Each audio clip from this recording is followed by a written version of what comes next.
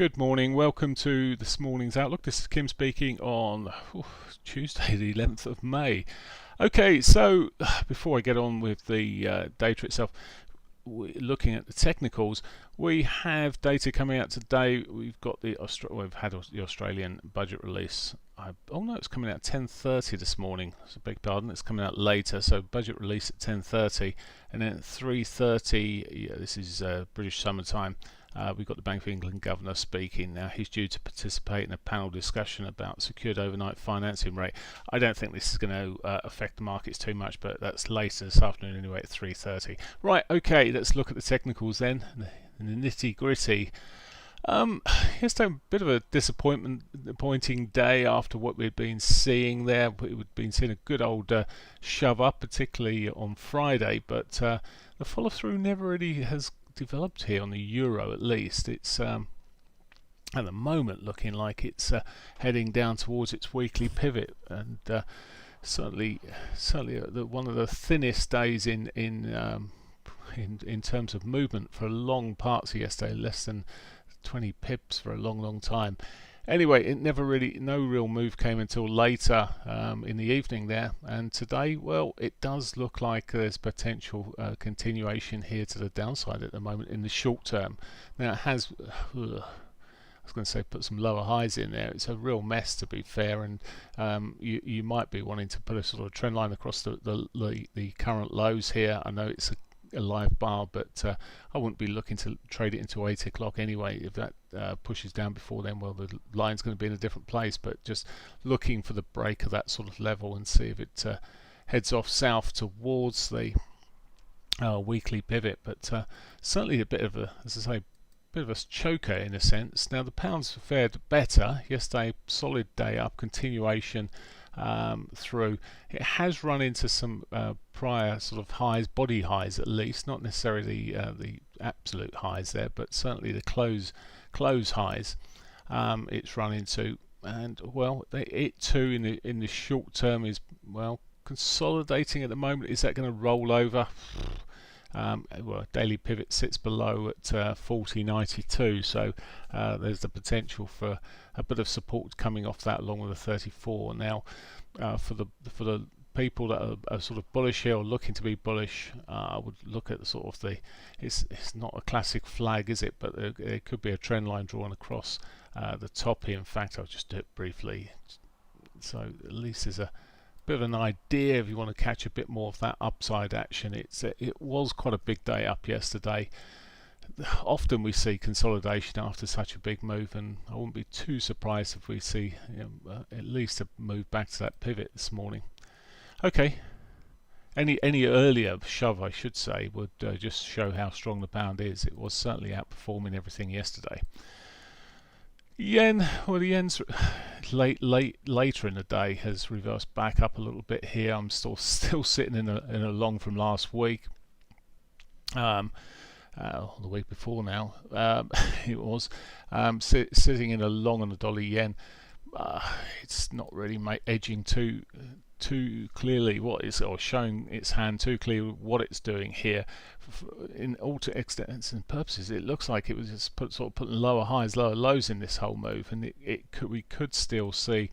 I've got the sort of the upper trend line, but there's a clear trend line that's sort of approaching the lows here at the moment. Now it might just pitch out of those and then pull back in. I'm always a little bit wary of the first sort of bit of movement. If we get a lower high coming back into it, yet another lower high, well, that may be the sort of signal. But for now, we are seeing just a bit of dollar strength coming through, and that may just continue. Aussie dollar again was a great beneficiary of the weak dollar yesterday, and strong commodity prices. We're seeing sort of we saw copper running wild, or prices, all the commodities pushing up there, and it was benefiting from that. This morning again, though, it's just sort of into yesterday evening actually.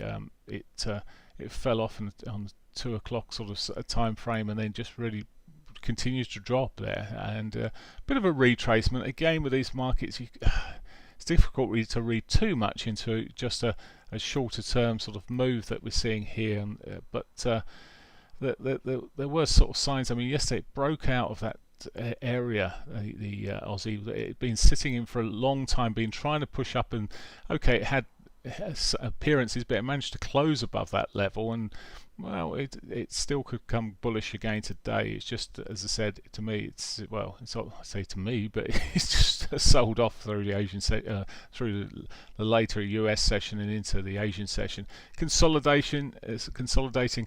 A break above the 60 pivot 34 moving average there would possibly put the lights on for more bullishness for the Aussie.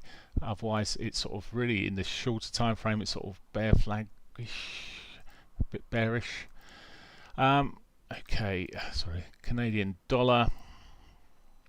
So Canadian dollar tracking, it's continuing its track down. I'm still short on this from last Wednesday actually, and still looking for more downside. It's slowing up where it's sitting at the moment. Wouldn't be surprised again. We're sort of seeing this sort of move here. Maybe it's due a bit more of a retracement. It's reacted to its 34 through the Asian session. For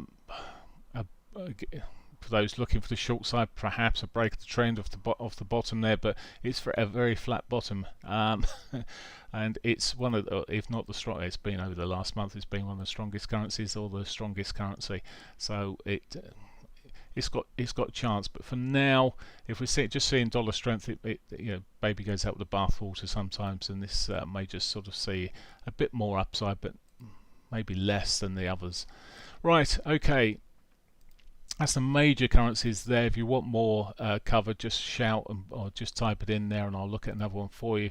Euro yen, I tend to have a look at quite frequently. It's a common trade for me, but this is sort of, it hasn't diverged on this daily here. A bit of RSI suggesting a bit more divergence, but it did have quite a correction in between, and well, short term it looks like, again, good old-fashioned trend lines. You can't beat them sometimes. People get so technical, these markets, and all you really need is to look and see if it starts breaking through, and maybe then a run back to its highs. Here you go. It's you can see it easier across this time frame. It's done a mini funny old head and shouldery pattern, but as I said, you can see it clearer on this hourly time frame. Just drawing a trend line at the top there, a break of that becomes more bullish. You could equally just look at, I mean, as ever, when you start drilling down, you see other things. You could argue, well, this is a bit of a bear flag here. Well, if that's the case, well, just look for the trend line across the lows here and run it south back towards the lows. It is sometimes in the morning like this a bit of a coin toss in terms of where something's going to go, but if you've got the right trend lines on there, just wait for the short term, maybe just to give you a bit more of a clue as well, and show higher lows for the upside and lower highs for the and then lower lows for the downside. Then just follow what the price action is showing you. But for now, there are two options effectively on that euro yen. Right, S&Ps. I'll come on to oil, John. S&Ps then. Well, the S&Ps have had excuse me, some sort of correction here. So bearish engulfing yesterday. That's generally quite a bearish, and you see a bit more movement, but these markets are very biased to the upside. Said yesterday, I mean, it did manage a new high yesterday, not held on to that new high. It was very early, and then for most of the day it sold off here. Let's just come into this market a little bit more. So many people want to get short on the market, and there's options when you sort of start breaking. Again, looking at the sort of flaggy patterns that are coming through here to get to take those sort of moves. All it's really done is come back to these previous lows here where there was support at 41.50. Just come back up the time frames again. You see it here a bit clearer on the 4 hourly. It's been dancing a merry dance around this area. Maybe a break of that area, proper break of that area, would signify more downside for those that really want to get in on that downside. Trendline break, as I said, also could shape things up, but for now it's got a daily pivot that's sitting up there. Okay, we might see an earlier bounce into those sort of areas probably see what the European market's doing, and it may do similar if it's starting to push up there. But certainly, I'm still on this. I'm still very wary of looking for anything on the shorter side on this market personally. Personal view. Other people may have other ideas. Oil, you wanted covered, John. So let's have a look at oil.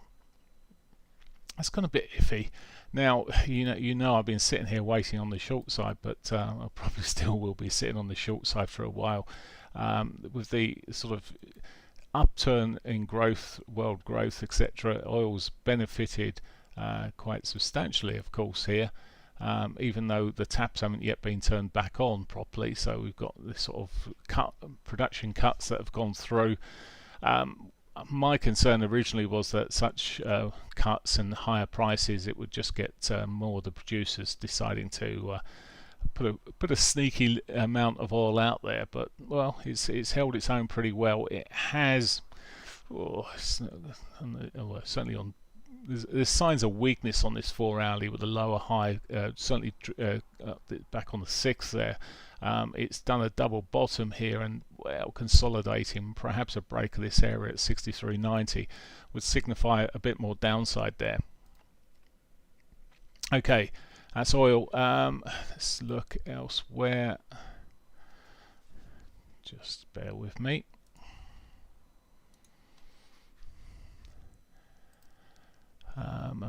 Gold does it. That was what I was looking for. Here we go. So gold is the golden child at the moment. Commodity market really grabbing the weak dollar, and obviously the demand and as soon as you start seeing the dollar sold off, the gold market tends to benefit. So the higher lows, higher highs coming through on this daily picture, just very obvious. Around the top here, I'd look at a bit of RSI, and I'd suggest there's a bit of divergence across those highs, because just the nature of the picture. Oh, it's close, but yeah, maybe just a bit of divergence. It's really a case of waiting for retracements. If you're a gold bull on this market, we could see some further upside. Okay, that's gold. I just wait. Be wary of this. Wait for the a reversal, a retracement. I would be right. That's pretty much it there. Bitcoin, of course. Let's have a quick look at Bitcoin.